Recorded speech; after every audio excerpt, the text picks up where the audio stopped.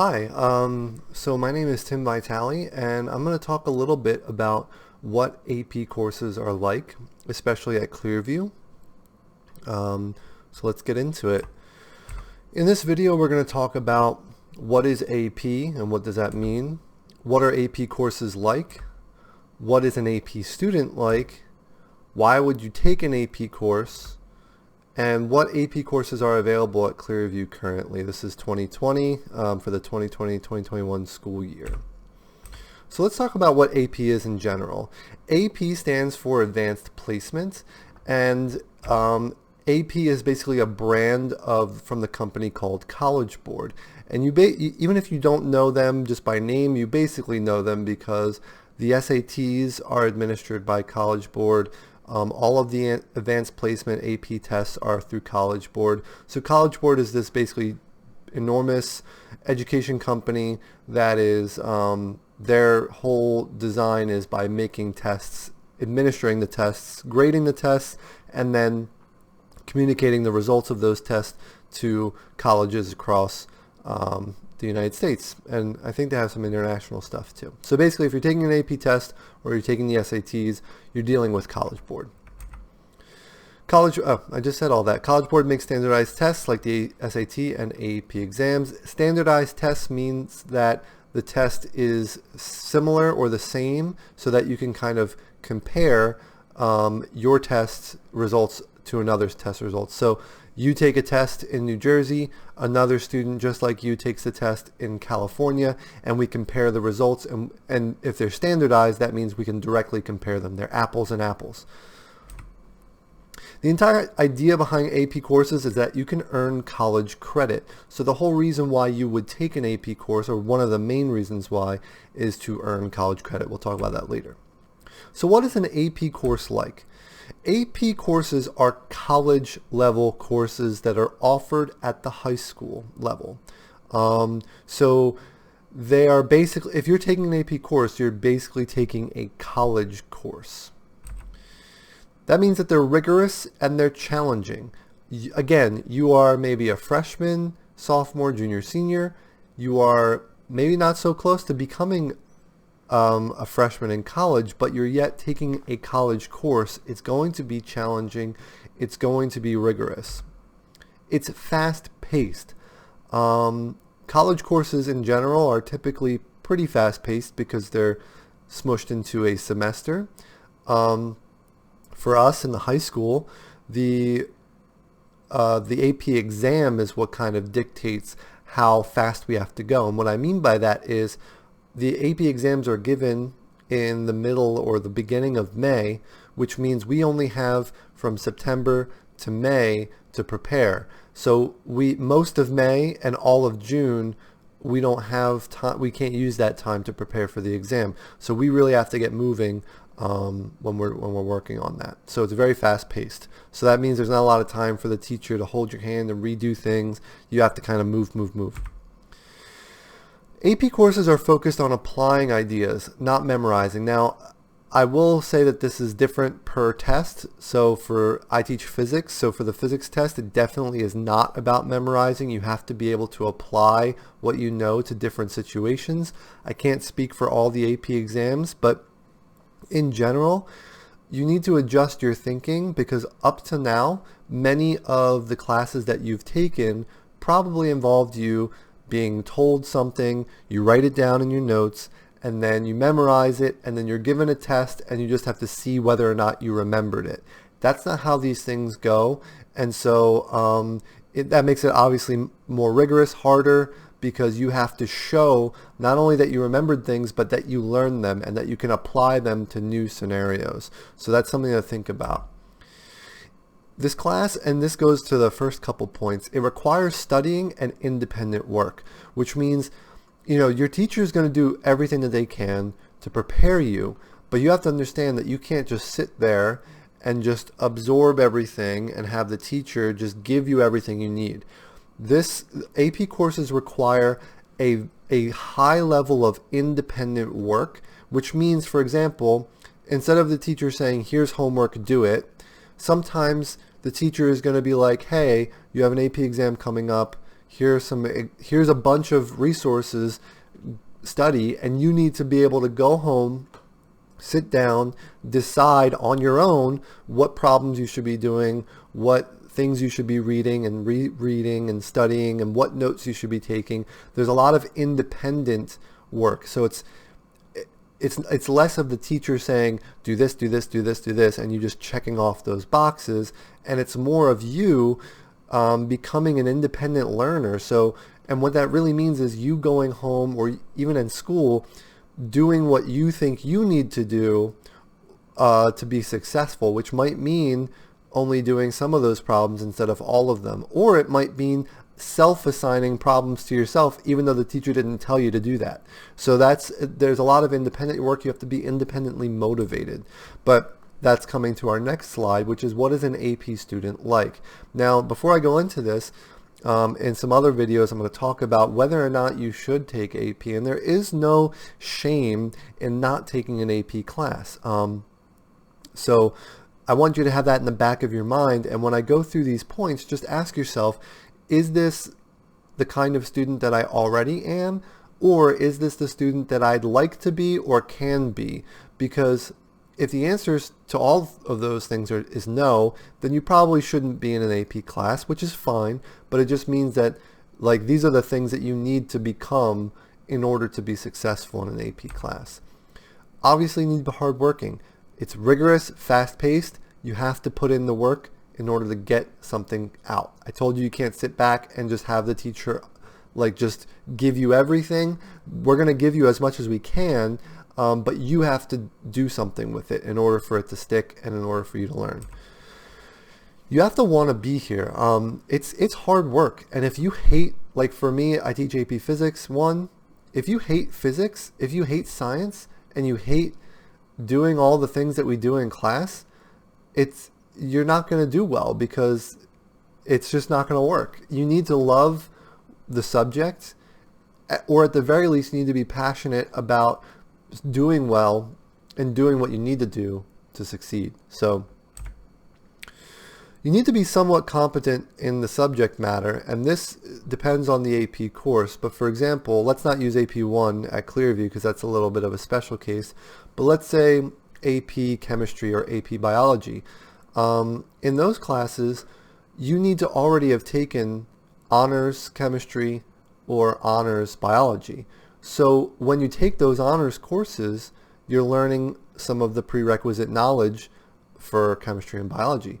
When you take the AP class, you need to have learned that stuff, because when they start moving in AP in the new class, you have to already know that stuff. You can't be retaught all the old stuff. So you need to be competent in the subject matter. Now for AP 1, you guys are freshmen taking it at Clearview, which means this is your first physics class. I know you took some physics in 8th grade or 7th grade, but I am in this class assuming that you don't know anything about physics. So that is something that's a little different. But you do need to be competent. Now, for physics and for other things, you need to be competent in other skills as well. Writing, doing math like algebra, using a calculator.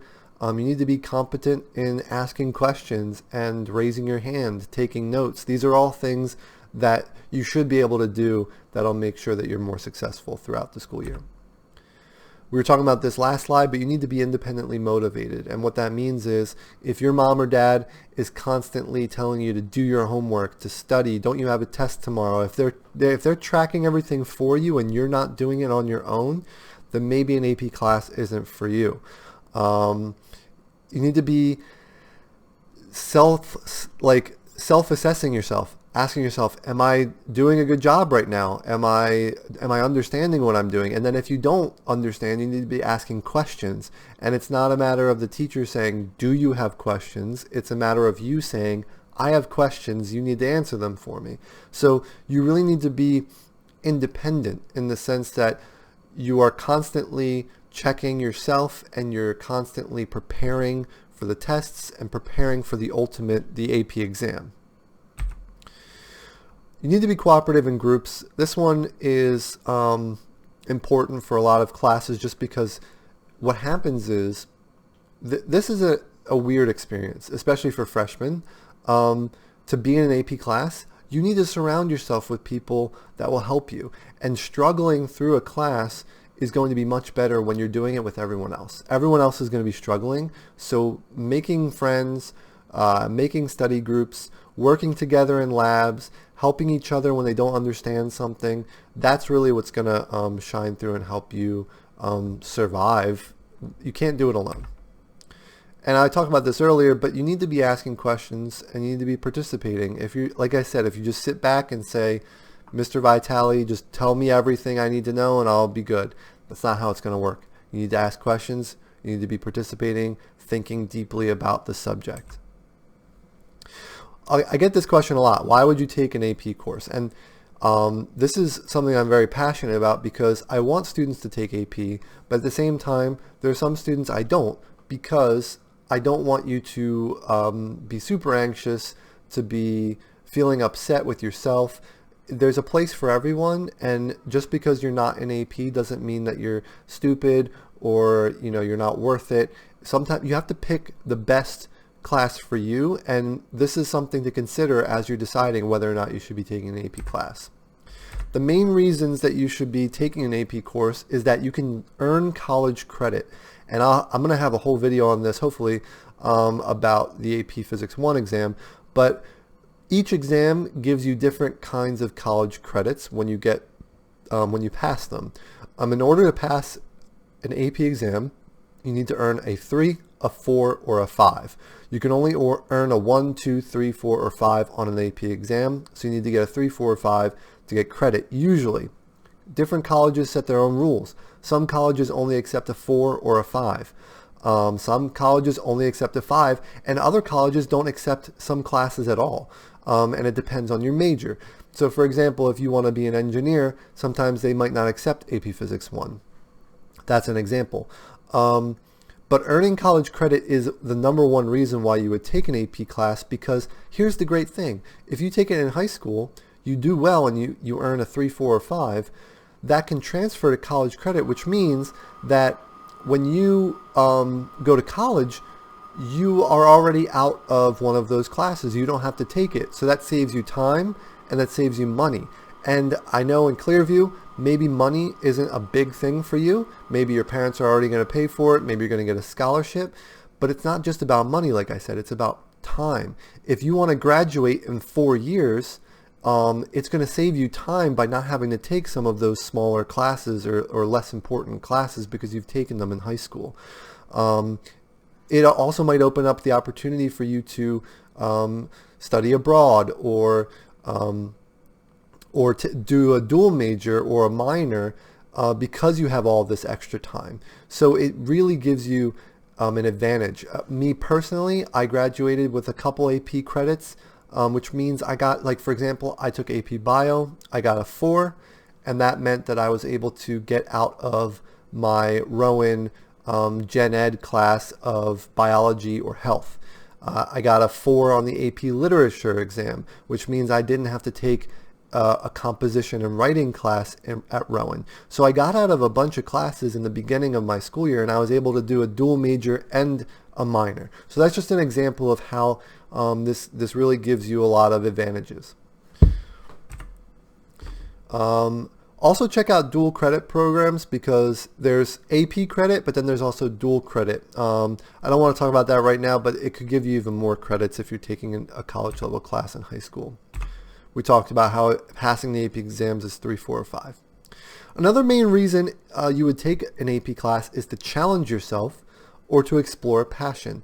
If you're passionate about world history, if you're passionate about French, if you're passionate about art or physics, you can take an AP class and you really get a deep dive into that subject more than you would get in just a regular honors or advanced or general class.